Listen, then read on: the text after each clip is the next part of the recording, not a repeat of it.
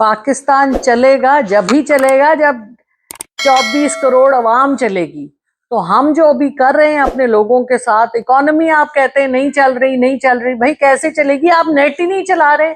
हमारे बच्चे आजकल खुद घरों पे बैठ के डॉलर कमा रहे हैं हमारे लिए, हमारे मुल्क की इकोनॉमी के लिए, लेकिन हम उनको भी नहीं जीने देते।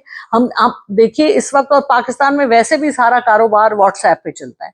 व्हाट्सएप पे सारे ऑर्डर्स आते हैं, तो व्हाट्सएप पे ना डाउनलोड हो रहा है, ना वॉइस नोट्स खुल रहे हैं, ना आप कुछ कर पा रहे हैं, और नेट इतना 30 से 40% स्लो हो चुका है।